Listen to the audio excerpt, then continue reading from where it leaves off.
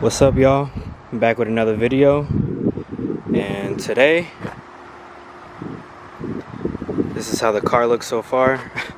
Don't mind that, just some trash. But so you're probably wondering what I'm doing. Have the intake manifold off of the engine.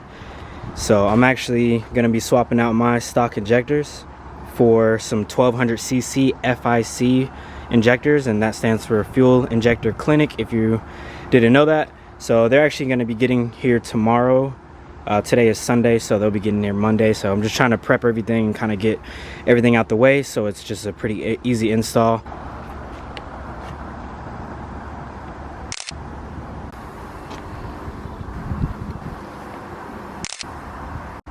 Quick update. So as you can see, there's no injectors in there. So here's like the whole assembly with the fuel rail. I guess, yeah, it's just one big fuel rail with the harness.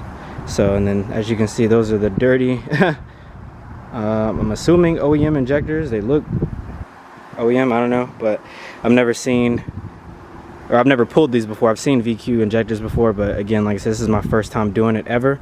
So again, there's one bolt at the top right, top left, bottom left, bottom right, and then when you get that out, you can pull this up a little bit, and then you'll be able to get that plug that is right there in the back, right there. So this pulls up pretty easy. So again, I just wanted to take these out in preparation to getting my new ones tomorrow. So I'll probably end up just taking this assembly home, obviously leaving the car here.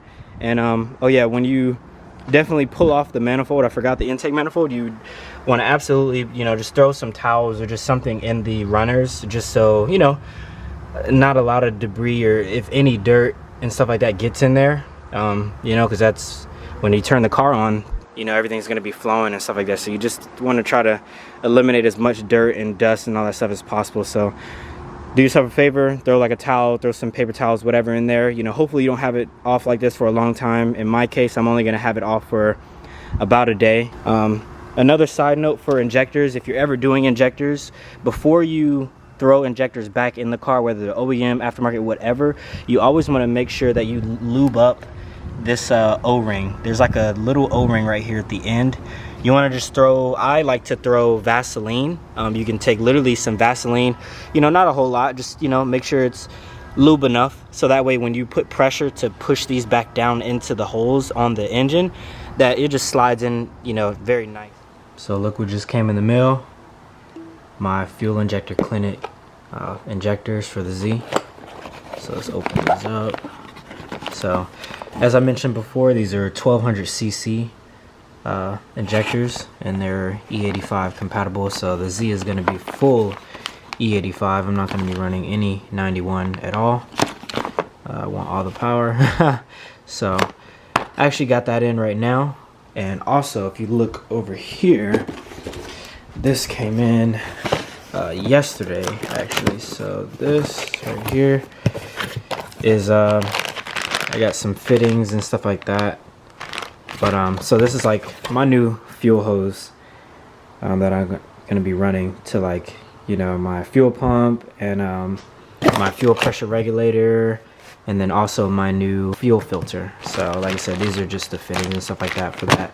So this is probably partially the fuel setup. Like I said, the fuel pressure regulator didn't come in yet, nor did the fuel filter. So once those get in, then I'll be able to install everything. But as of right now, I'm gonna go ahead and swap the OEM, injectors with these, and then throw that back in the car.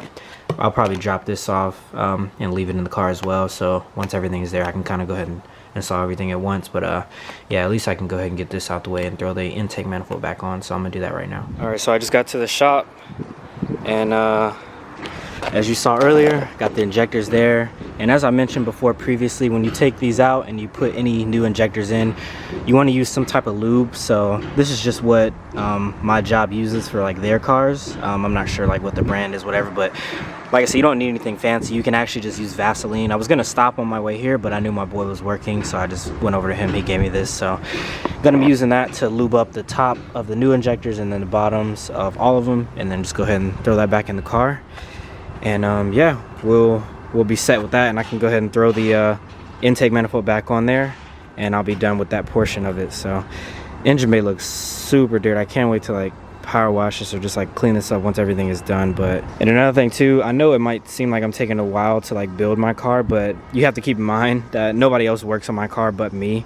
Only when I have free time. I work full time, you know, I'm in school as well, so it is a process, and like I'm buying all these parts myself, so it's not sponsored, nobody's funding it. So again, please don't rush me, don't ask me like, oh, when's the car gonna be done, this and that. Like, you know, I'm doing stuff when I can. You're gonna see it on my channel, so I appreciate everybody that knows that and that does work on their car, because you understand. And for those who don't, I'm sorry.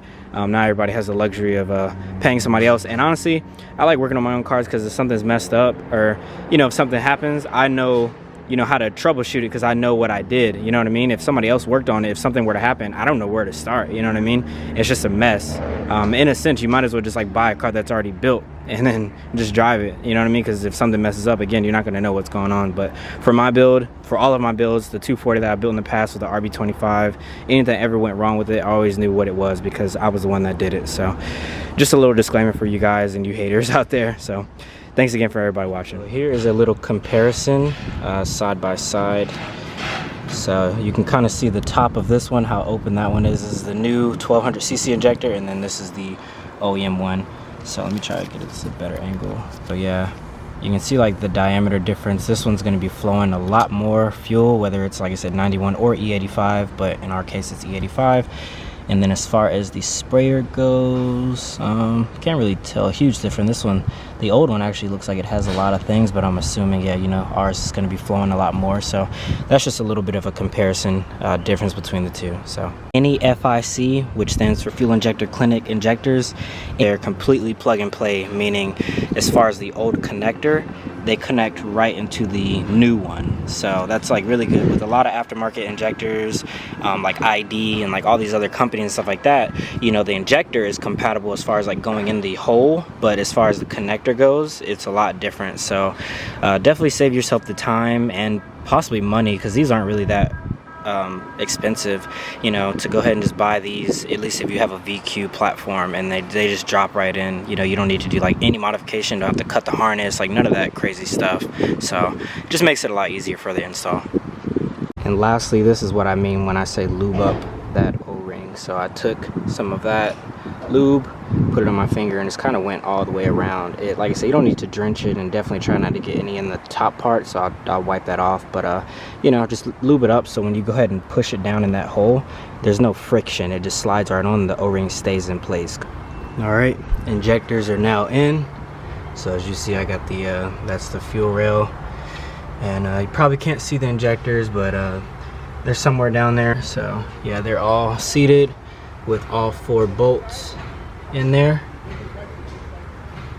So shouldn't have any leaks. Like I said, you just want to make sure you press them down evenly. Now that I have that out of the way, before I go ahead and throw in my intake manifold back on, my turbo is actually water cooled.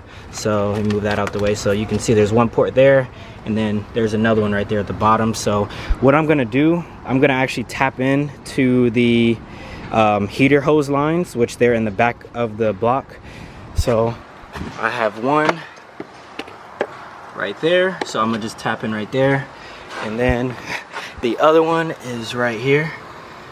So I'm gonna go ahead and disconnect that, and then go ahead and throw in my T fittings, which, let me show you guys what they look like right there. Kind of like a T, one up there, one right there, one right there. So I'm gonna tap in, and I basically just set those on both sides. So when I do that, I can run a line from that side all the way to the front of the engine to the top, and then I'll run one from that side and kind of maybe go around the top as well or something like that, and just go to the bottom, just so my turbo can get water. All right, so scratch everything I just said as far as the heater hose lines and stuff like that. I'm actually gonna run a line to my throttle body.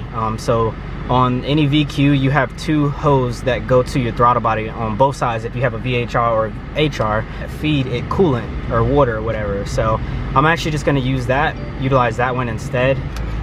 you know, if you use a brass fitting, it's just a less chance of, you know, anything melting like that. So which makes good sense. Like I said, you know, I'm not an expert in anything that I'm doing. That's why I'm just kind of informing you guys of like what I'm doing and like what I'm learning along the way. So I literally just learned this like a couple seconds ago. I'm here at Napa. Let me go inside and see if I can find these fittings, and then we'll go back to the shop, tee into that, and then all I need to do left for the turbo is, like I said, to run those 2 lines, and it'll be pretty easy. So thank you guys for staying along so far, and I hope you enjoy this turbo build. And like I said, we're coming to an end here shortly, so thank you.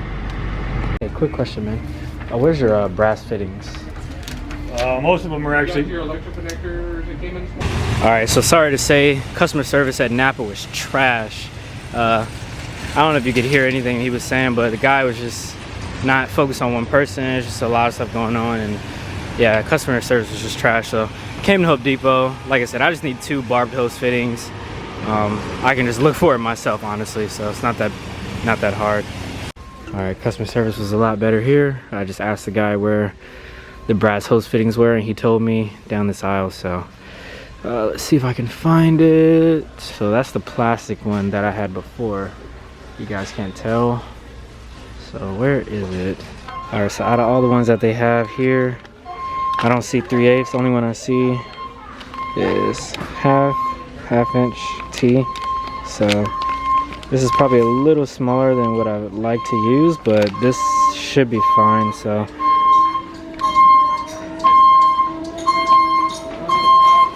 anyways, sorry about that, but yeah, so this should work fine. So I'm actually just gonna grab 2 of these, and yeah, hopefully this serves my purpose.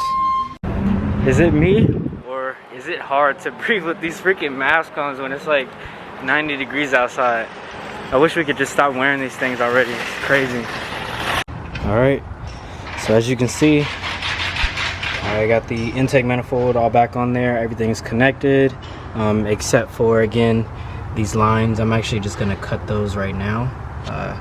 Cut this line right here and run a line to there, and then same thing for this side. Cut this line, run it all the way probably to the front of the engine, and just run it under the turbo to the other one down there. And yeah, everything will be done. So I got injectors on and everything plumbed back on, and then now that eliminates this whole water situation for my turbo, so that's really good to know. And yeah, only thing that's left, like I said, I'm waiting on my fuel pressure regulator gauge to come in. I'll go ahead and mount that either to that side of the engine, the back side, or back there, one of the two. And I have showed you my fuel line, so I'm gonna go ahead and be running all that. I got my fuel pump. I don't know if I showed you guys, I have a Hellcat 525 liter per hour fuel pump. So I have that in the car, or it's not in the car installed, but it's in the car just waiting for it to be installed. So I know I need to modify my fuel sender and all that stuff. But yeah, really all that's left is my fuel system. I'm waiting on my 2 wastegates to get here, and then as well as my blow off valve. Oh yeah, as far as intercooler piping go, I already have that ordered. It goes with this kit, so it's already, you know, plumbed and everything. I just need to go ahead and put it on, so everything should fit just like normal. It is powder coated black, so that'll look really dope, really nice.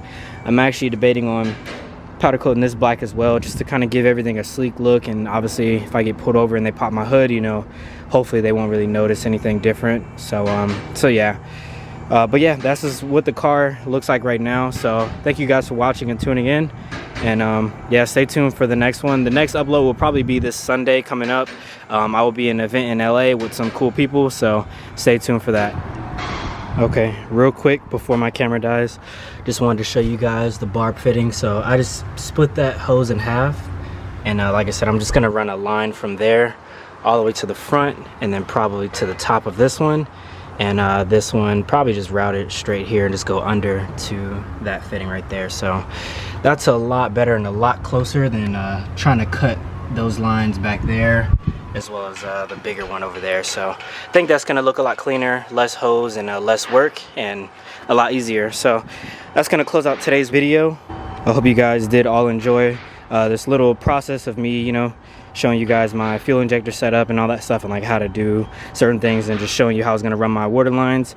It'll be a more interesting video coming probably this upcoming Sunday. I'm gonna be in an event again in LA. Sorry, my camera died, so I'm on the iPhone right now. But yeah, again, I'm gonna be in an event this Saturday, so there'll be a new video coming this Sunday as well. Thank you. If you enjoyed today's video, drop a like, leave a comment, let me know what I can improve on, what you want to see next, whatever. And yeah, I'll catch you guys in the next one. Peace.